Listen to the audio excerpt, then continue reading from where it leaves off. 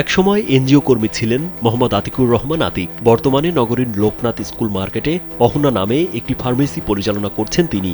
ওই ফার্মেসির এক কোনায় বসিয়েছেন নিজস্ব চেম্বার। বিশেষজ্ঞ চিকিৎসকের কোনো সনদ না থাকা সত্ত্বেও ফার্মেসির ভেতরেই রোগী দেখা, ক্ষত সেলাই, সুন্নতে খাতনা, এমনকি অপারেশনের মতো ঝুঁকিপূর্ণ কাজও করছেন তিনি।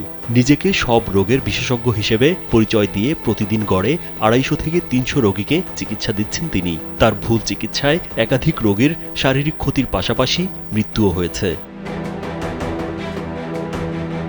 অনুসন্ধানে জানা গেছে, রাজশাহী নগরীর 19 নম্বর ওয়ার্ডের হাজরাপুকুর কলোনির বাসিন্দা হালিমা বেগম ওরফে হজবা তার ডান পায়ের বুড়ো আঙুল সংক্রমণজনিত সমস্যার জন্য গেল 7 মার্চ আতিকের ফার্মেসিতে যান। যমুনা ইলেকট্রনিক্স ঈদে ডাবল খুশি অফার সিজন 3, যে কোনো পণ্য কিনলেই পাচ্ছেন নিশ্চিত ঈদ উপহার। আতিক তখন নখ কেটে সেখানে পুঁজ বের করে দেন এবং কিছু ওষুধ দেন।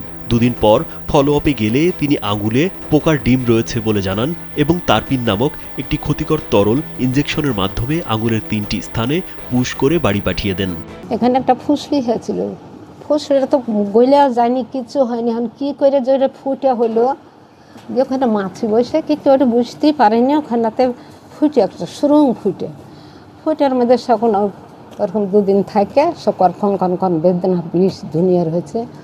আমার লাতি করে রেখে বাড়ান তো রোদে বাড়ি হোক, দেখছি যে ভূত করছে, যদি পোকা হয়েছে।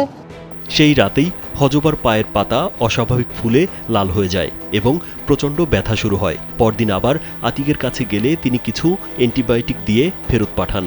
কয়েকদিন পর রোগীর অবস্থা আরও খারাপ হলে তিনি আবার ফার্মেসিতে যান। তখন আতিক জানান, চিন্তার কিছু নেই এবং 2টি ট্যাবলেট খাওয়ার পর ঠিক হয়ে যাবে। কিন্তু ওষুধ খাওয়ার পর রোগীর অবস্থার আরও অবনতি ঘটে। যেদিন প্রথম দিন গেলাম আর আমি ছিলাম, তারপর দিন ওই রকম হতে লাগলো। সব লিয়ে যায় যেগুলো করলো, তার পিনটা দিয়ে সব ভূত করে বাড়াতে লাগলো। আর এই জ্বলন পুড়ন জ্বলে গেল, পুড়ে গেল। পরে পরিবারের সদস্যরা তাকে রাজশাহীর ডলফিন ক্লিনিকে নিয়ে গেলে সার্জারি বিশেষজ্ঞ ডাক্তার এনামুল হক জানান, দেরি না করে দ্রুত আক্রান্ত অংশ কেটে ফেলতে হবে, তা না হলে সংক্রমণ সারা শরীরে ছড়িয়ে পড়বে। পরে সেদিনই অস্ত্রোপচার করে আঙুলসহ পায়ের সামনের অংশ কেটে ফেলা হয়। সারাটা রাত বাবা শুইতে পারছি না, ঝুলে গেল, পুড়ে গেল, একবারে চিখড়া। আর আমি মুরব্বী মানুষ, কি কষ্ট। ডলফিনে নিয়ে যায় যে চিকিৎসা করলো। এমন ভুল চিকিৎসায় আর কেউ যেন অঙ্গহানি না করে, তাই ওই ভুয়া চিকিৎসকের দৃষ্টান্তমূলক শাস্তির দাবি জানান হজবার ছেলে মোহাম্মদ খোকন।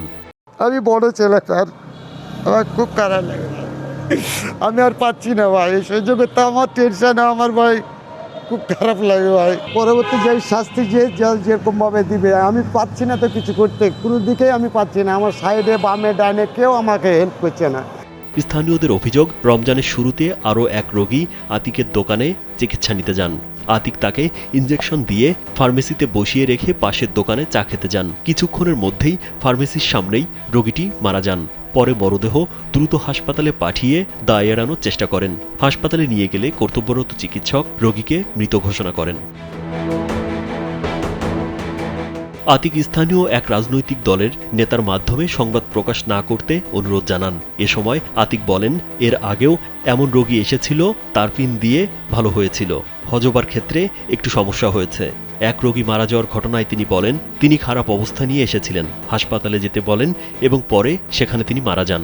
আপনাকে ফোন দিতে বললো, হ্যাঁ লিমন ভাই আপনাকে ফোন দিতে বললো, কাউকে আপনাকে একটু আসতে বললো, আমাকে বললো যে আপনি খালি ফোন দিয়ে বলেন যে সেই হিসাবে আমি ফোনটা দিলাম। উনি আমাকে একটা হালকা টাচ দিল, তো ওটার ব্যাপারে হয়তো একটু কথা বলবে। আচ্ছা আমি বের করে রাখবো, যে রাত্রে বন্ধ করার সময় আমি কাগজগুলো বের করে রাখবো, আপনি ঠিক আছে। এ বিষয়ে রাজশাহীর deputy civil surgeon doctor Mahbuba Khatun জানান, চিকিৎসক না হয়েও চিকিৎসা দেওয়াটা আইনগত অপরাধ। এটি শহরের মধ্যে ঘটছে, যা খুবই উদ্বেগজনক। কেউ লিখিত অভিযোগ দিলে প্রয়োজনীয় ব্যবস্থা নেওয়া হবে। ভুক্তভোগী যদি লিখিত অভিযোগ দেয় তাহলে তো বলাই যাবে না, আরো অনেক বেশি ইফেক্টিভ হবে এটা। হ্যাঁ, পরে তখন আমরা তদন্ত কমিটি করে আমরা যা করার করব। এ ঘটনায় এলাকা জুড়ে আলোচনা সমালোচনা ঝড় বইছে। রাজীব বিশ্বাস, কালবেলা।